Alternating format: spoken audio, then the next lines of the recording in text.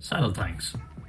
I love these weird little tank engines with the boiler sat in the middle and the tank right on top. I love them so much actually. I have a small fleet of them. Got that one, this one, that's an 060, that's a big boy that is. I got this one, that came from the Hornby Thomas line. It is now worthless. Whoops. And I have these two freaks right here based off this old kit. Dapple first made these back in the 70s or 80s, I'm not really sure, before Hornby bought them out a couple of years later. And they still make them to this day for too much money. I paid too much for it. I paid too much. But that is what it is. However, what I want to do is talk about these two.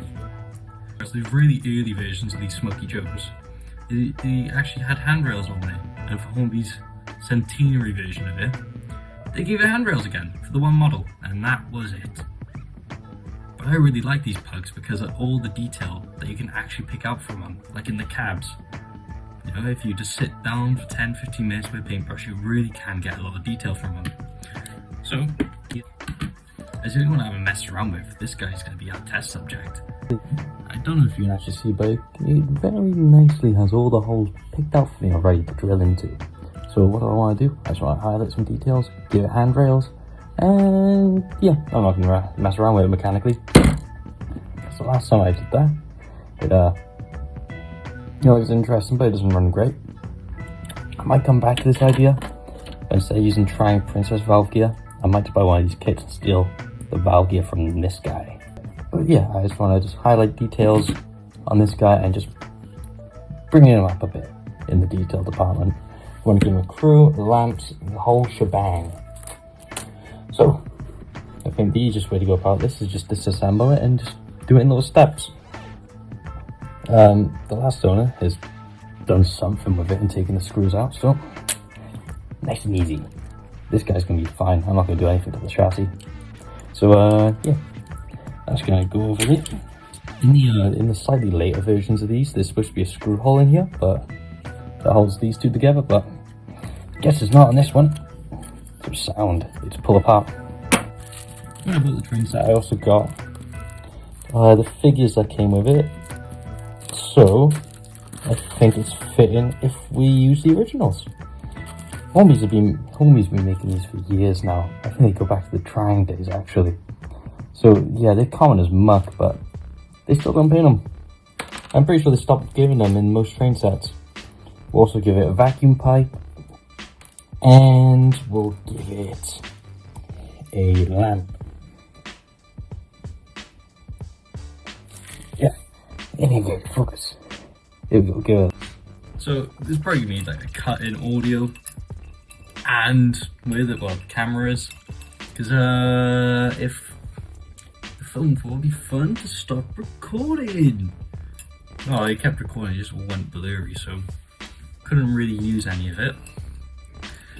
So that's fun. Anyway, while everything went blurry, I picked up the cab details, put one coat on the figures, and I also picked out all the detail on the front, but I've just gone over in black again, just because I'd actually quite like to show it being painted. So yeah, I've made more work for myself. There's still that. A little, I don't care. I really like using these Revell paints. I think they're just really nice, high quality emulsions. I've tried using cheap acrylics before, but they just don't feel as good to use. I've tried. Is that Humbrol? No, I said I've used Tamira as well. I don't like how watery they are, but I still have plenty of that, so I'm gonna wait for to replace that.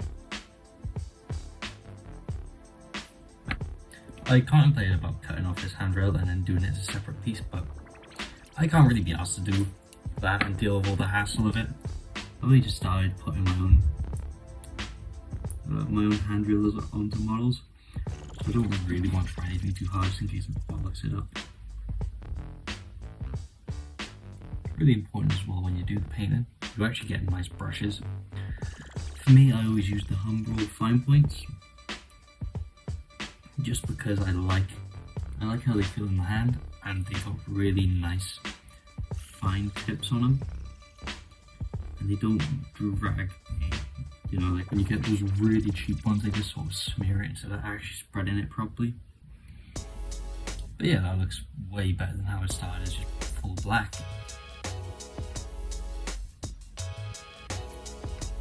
I sort of wish I got a before photo of it prior to me doing anything, but too late. I'm gonna give the paint on this a chance to dry before I start thinking about doing handrails or anything else.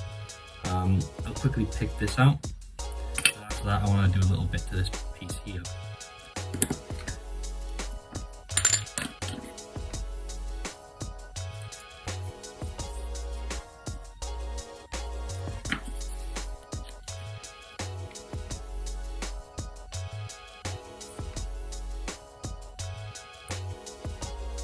In real life, quite a lot of these pugs actually ran with coal trucks behind them that were converted into tenders, just so they could go a bit further.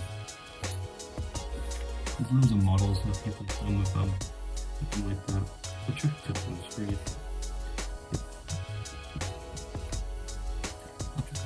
A little bit on screen, you can see how it looks.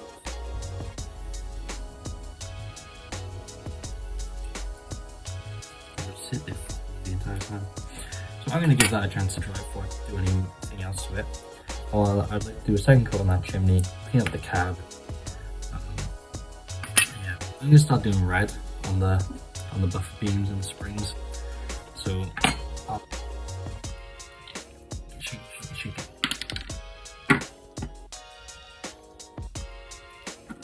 Actually, I've used these paints on metal before, so it'll be interesting to see what it does.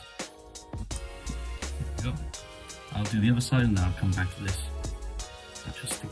Just to make sure it all has a chance to properly dry.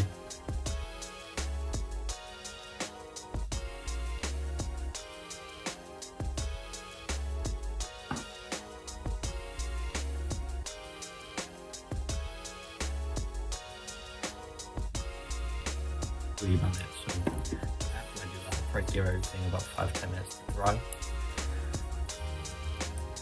And get the stuff I need to actually do the handrails, because I'm so scared to do them. I've done them before, but they always look a little wonky. I just feel like I can do better. And I want to try glazing in these windows. I don't have my hands in the way. I want to try glazing in these windows. The really nice thing about these is these safety valves and whistles are all tuned brass. Really nice. Usually you can get them to pull out, but they've actually been put in properly for once. So many of these are missing their safety valves and whistles because you just put them off to like nothing. Just go over here. There you go, gone just like that. Alright, giving it some time. I've drilled the holes because I got really scared to do them with the camera on because I knew I would have fucked it up. So there you go, 3 holes that side, 3 holes this side, all done. So what I'm using is these. They're all from a scrap Flying Scotsman. A nice bit of handrail. If you focus. I didn't actually check. I can't get it off. I didn't check the size of these compared to the holes until after I drilled all of them. But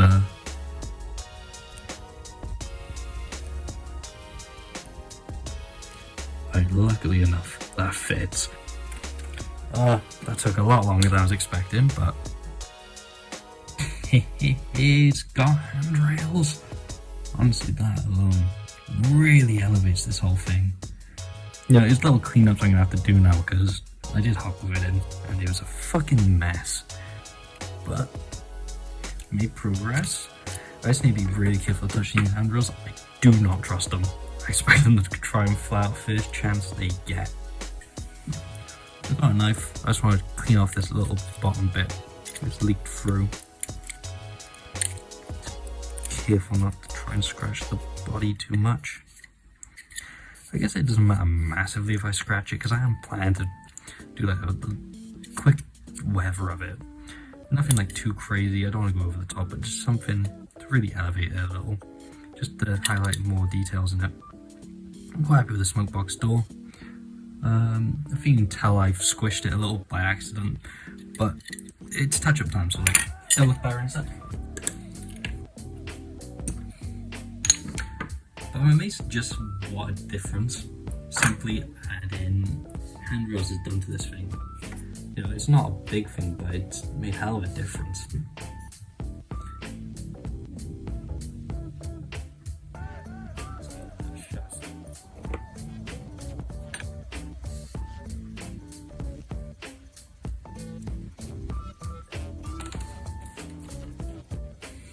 Yeah, he looks a lot rough, especially on the face, but I can't be asked to repaint him, so he's going in as is.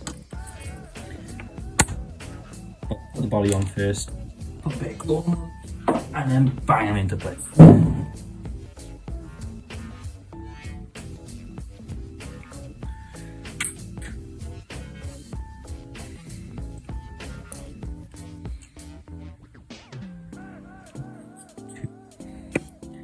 I hate trying to get cruiser because I never remember exactly what I want. But, you know, they're in. They're going out the back. So, I'll do that for now. A little bit there where you can see the glue. So, what I'm going to do, take the black.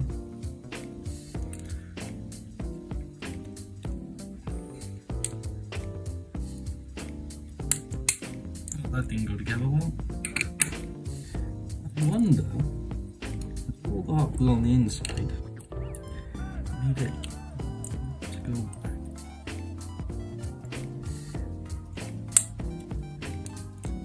These are really annoying to put back together with. Hit on themselves. Metal springs right there. Pain in the fucking ass.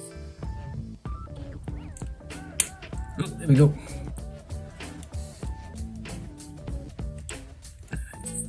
Corner.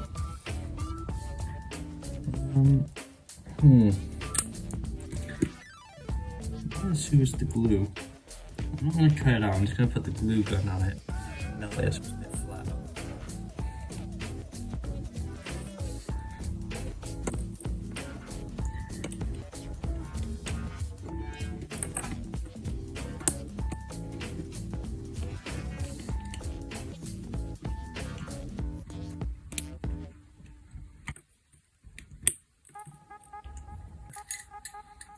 Yeah, no clip, no problem.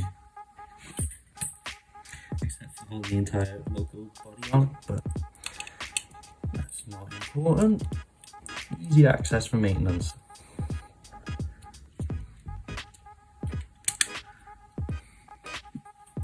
There you go. She's back on. I'm happy with that. Whatever in time. You.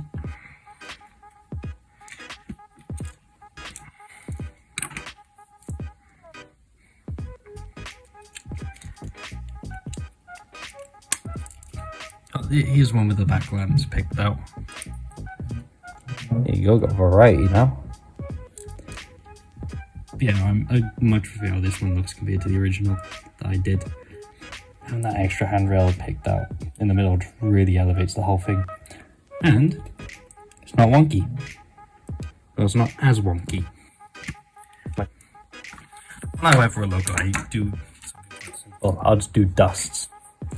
It's just because it's all I have. Yeah, I don't have that much experience wearing logos, but we'll see how it turns out. Also, I'm not going to do the rear handrails at the back because I don't really have space to glue them in with the figures in the way. But what I always do is I'll rub a white all over the smoke box.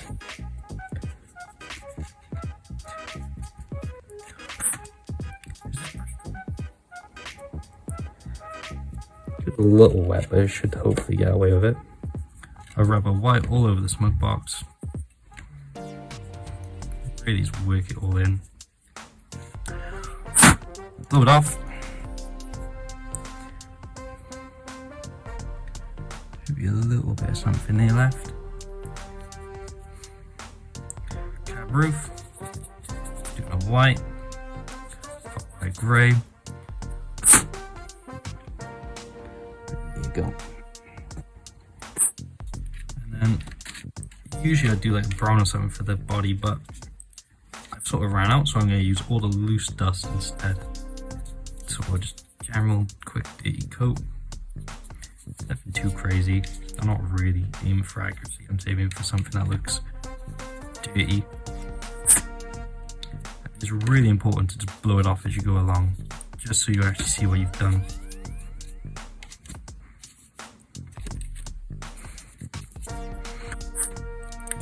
What I find is really helpful is having a second brush, so you can just go bang, bang, bang, bang, bang, bang, bang, and to get rid of any loose dust, you know, any bits where you think you've been too heavy.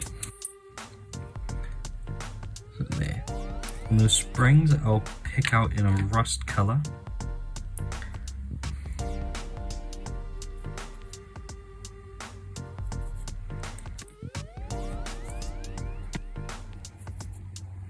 Go over with a darker one.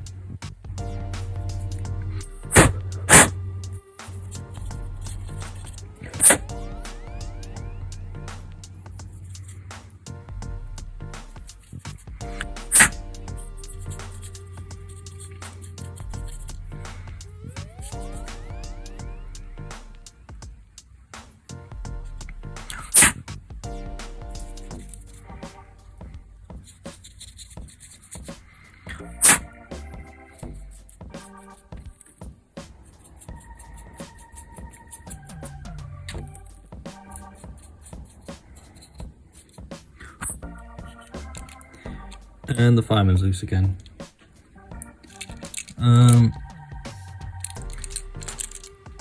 Fine, you don't get a fireman. You want to be loose, you don't get one.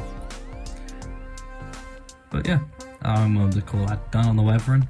The only thing I really like to do is just add this little bit of steel, well, this little bit of metal here on the rim. I like to paint those black because in real life you never see them that shiny. But I'm done to call it done. Looks pretty good to me.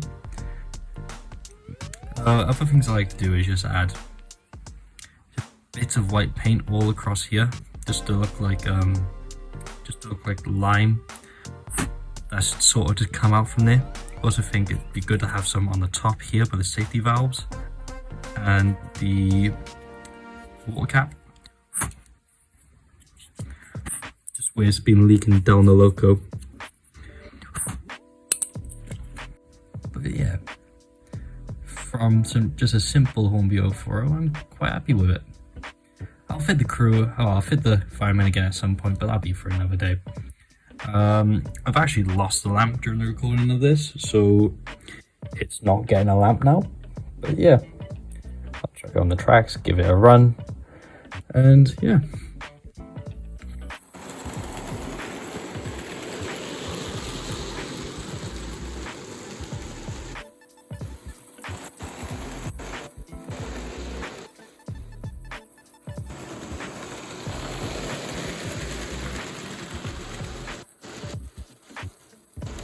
So much for watching the video. If you really enjoyed it, feel free to subscribe or let me know what you thought about the video in the comments below. But until the next video, I'll see you then.